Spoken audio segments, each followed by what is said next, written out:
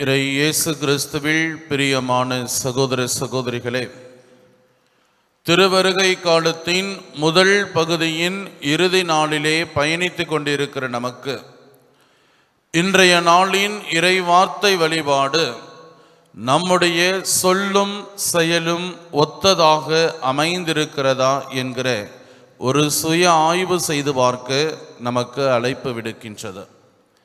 இன்றைய நாளின் முதல் வாசகத்திலே, நற்செய்தி வாசகத்திலே வருகின்ற மூத்த மகன் பாவிகளுக்கும் வரி தண்டுபவர்களின் அடையாளமாகவும், இளைய மகன் பரிசேயர்கள், மறைநூல் அறிஞர்கள், தலைமை குருக்களின் அடையாளமாகவும் காட்டப்படுகிறார்கள்.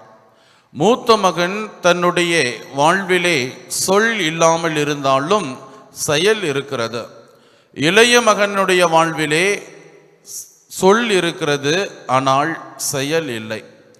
இந்த நிகழ்வை நம்முடைய அன்றாட வாழ்வோடு ஒப்பிட்டு பார்க்கிற பொழுது நம்முடைய வாழ்விலே பல்வேறுபட்ட சந்தர்ப்ப சூழ்நிலைகளால் நாமும் நம்முடைய வாழ்விலே சில நேரங்களிலே சொல்லோ அல்லது செயலோ இல்லாதவர்களாக மாறிவிடுகின்றோம்.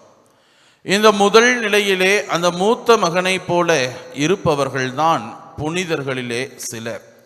துவக்கத்திலே கடவுளுடைய அழைப்பை அவர்கள் ஏற்றுக்கொள்ள மறுத்த போதும் சில நாட்களிலே அவர்கள் கடவுளின் அழைப்பை ஏற்று செயல் வடிவமாக அதற்கு பதில் மொழி கொடுத்தவர்கள். அவர்களில்தான் புனித அகுஸ்தினாரும் புனித பிரான்சிஸ் சவேரியாரும் அந்த வரிசையிலே வருகிறார்கள். இவர்களை நான் ஆற்று நீரோடு ஒப்பிட்டு பார்க்க நான் ஆசைப்படுகிறேன்.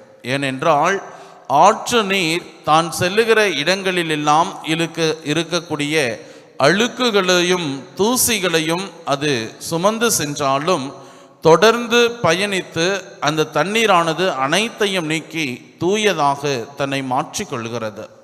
இரண்டாவது வகையான அந்த மனிதன், அந்த இளைய மகன், தான் செய்கிறேன் என்று சொல்லிவிட்டு அந்த செயலிலே ஈடுபடாதவர்களை அந்த பரிசேயர்கள், மறைநூல் அறிஞர்கள் மற்றும் தலைமை குருக்களை வச்சு பார்க்கிற பொழுது, நான் ஆண்டவருடைய பார்வையிலே நேர்மையான வாழ்வு வாழ்ந்து கொண்டிருக்கிறேன் என்கிற அந்த போலித்தனமான அடையாளத்தை அவர்கள் கொண்டிருந்தபடியினால் அவர்களுடைய வாழ்வு குட்டை நீரை போல தேக்க நிலையை கண்டிருக்கிறது.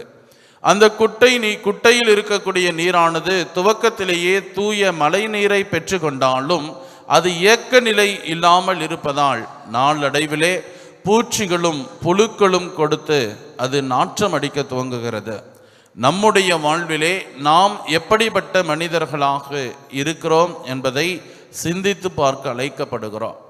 திருவருகை காலத்தினுடைய முதல் பகுதியிலே இறைமகன் இயேசு கிறிஸ்துவினுடைய இரண்டாவது வருகைக்காக நம்மையே தயாரித்து கொண்டிருக்கிற இந்த நாட்களிலே என்னுடைய வாழ்வும், என்னுடைய வார்த்தையும், என்னுடைய சொல்லும், என்னுடைய செயலும், என்னுடைய வழிபாடும், என்னுடைய வாழ்க்கை முறையும் இரண்டும் இணைந்ததாக இருக்கிறதா என்று சிந்தித்து பார்க்க அழைக்கப்படுகிறோம்.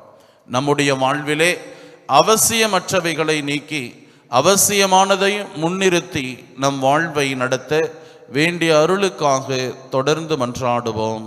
ஆமென்.